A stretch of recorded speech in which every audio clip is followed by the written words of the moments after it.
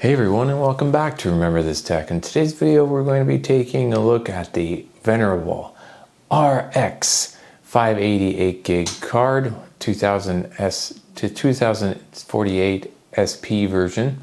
Now we all know this card was a beast back in the day for gaming, and today we're going to be testing it out in 2026 to answer the question of can it still game? And now it's been surpassed by a lot of other video cards, but if you're looking to build a budget system, why not throw this in your rig and start gaming? We're going to test out a few different games at 1080p, and we might need some help from upscaling in this case. We're going to test a range of newer and old and not so old games, and we're going to pair it with my Ryzen 5500 6-core 12-thread CPU. And this is kind of aimed at an entry-level budget gaming system because times are a little bit tough as far as NVMe prices and memory for DDR5 especially. We're pairing it with 16 gig of 3200 megahertz DDR4 RAM.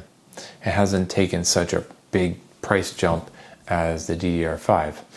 And we're going to answer the question of can the venerable RX 580 8GB card still game in 2026? So without further ado, let's jump right into it, shall we? Come on, let's go!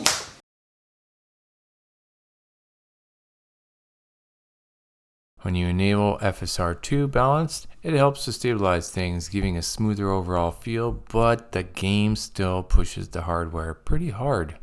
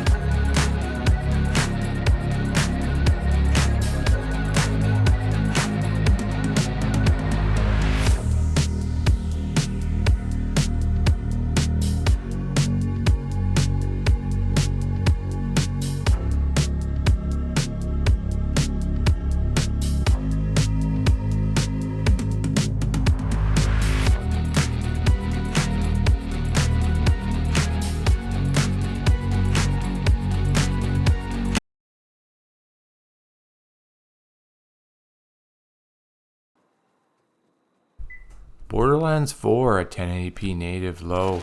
It's definitely pushing the RX 580. Native low settings land in the high 20s on average, with dips in the teens during heavy combat.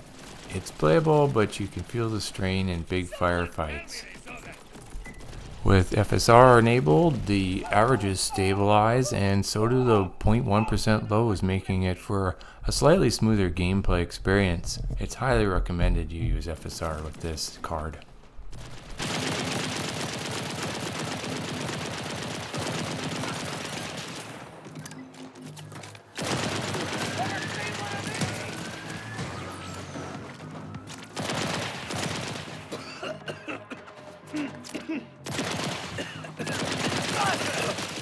Ignore this thing I'm throwing near you!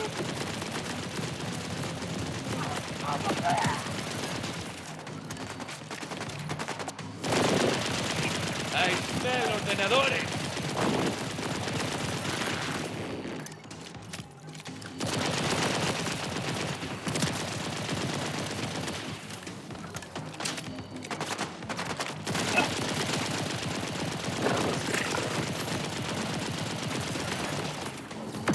That's the timekeeper wins! Go dead!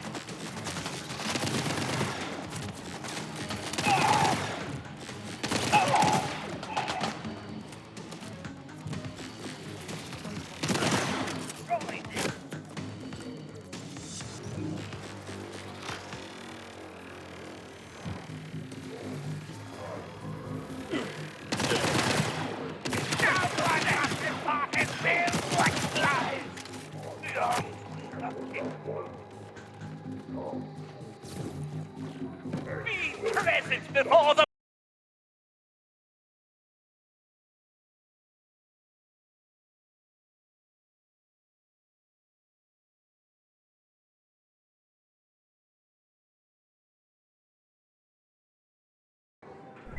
Cyberpunk is tough on everything, and the RX 580 is no exception. Native low sits in the low 40s with occasional dips, but it's surprisingly stable for such a demanding game.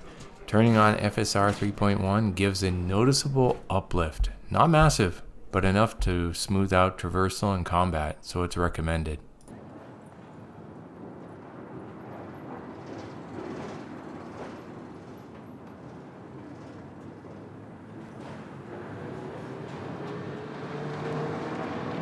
Disfrutando del buen tiempo, este mes las temperaturas promedios se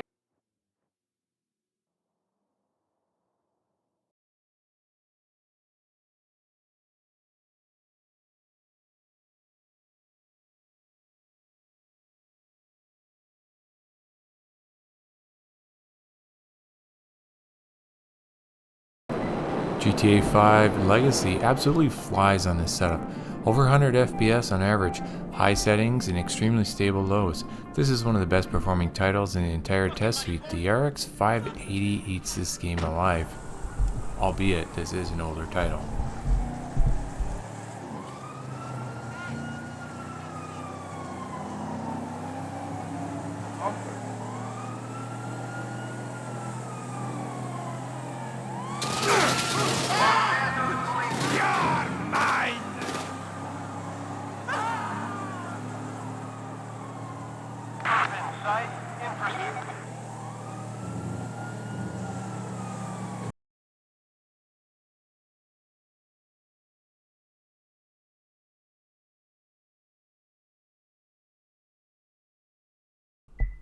Atomfall at 1080p medium really surprised me, and it just shows you how well this game is optimized, and it runs surprisingly well.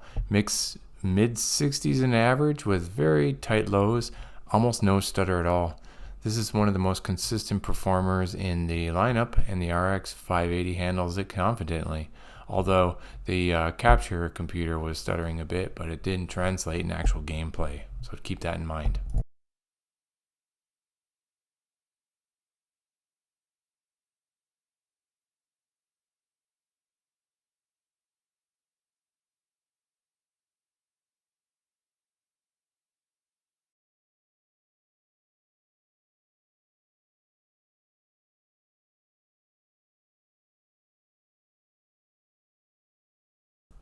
The Witcher 3's next-gen update is demanding, but with FSR2 and DRS, the RX 580 holds close to 50 FPS on average, and the lows stay respectable, and the game feels smoother than the numbers suggest thanks to dynamic resolution.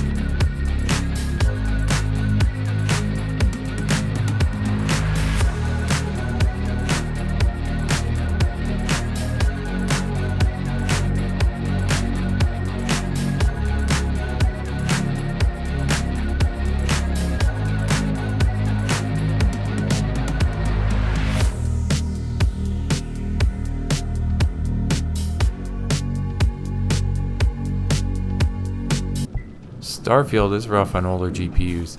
Even on low with DRS, the average sits in the mid-50s, but the lows drop sharply during heavy streaming or combat. It's playable, but you can definitely feel the engine struggling on this hardware.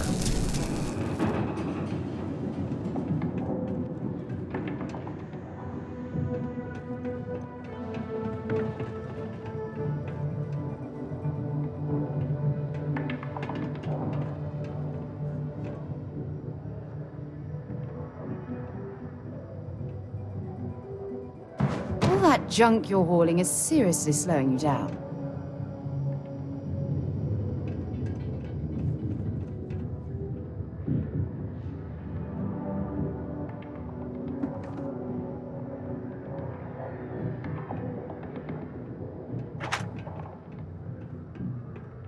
Don't be stupid. Stop now. Glad there ain't no wars, but we still need to be prepared. UC security. I've got special orders. You're coming with me. I've been authorized to inform you that you're being transferred to the UC Vigilance. Other than that, I'm not at liberty to Have it your way! This is me. Fire!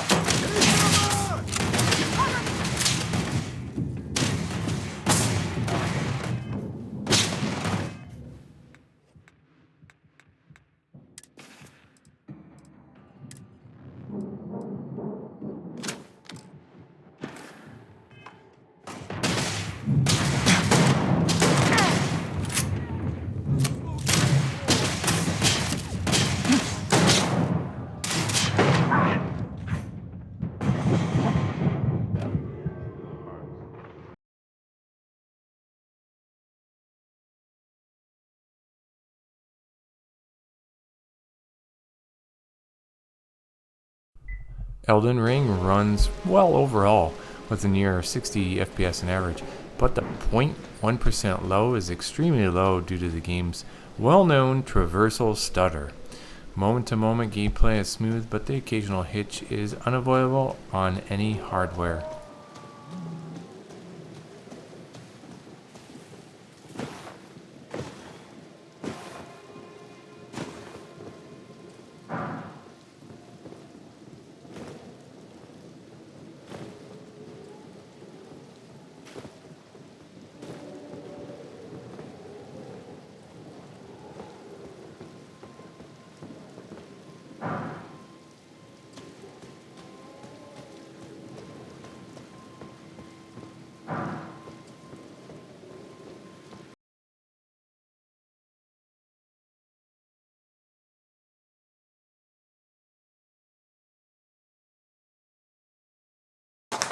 Older or well-optimized titles like Atomfall, Elden Ring, or GTA 5 Legacy still run great on this card. While newer, more modern games with heavier engines really push the limits for this card and CPU combo, like Borderlands 4, Cyberpunk, and Starfield. Oftentimes, you really need to enable FSR and DRS for these newer and or heavier engine games, because without it you're just not going to have a fun playable experience. By doing so and enabling these functions where available, you can up your averages and get your 1% lows a lot higher, which really shows and smooths out the playability for these games. So if you're still rocking an RX 580, 8 gig card, or something similar, comment below on your setup. I'd like to hear about it. So, thanks for watching. Remember this tech.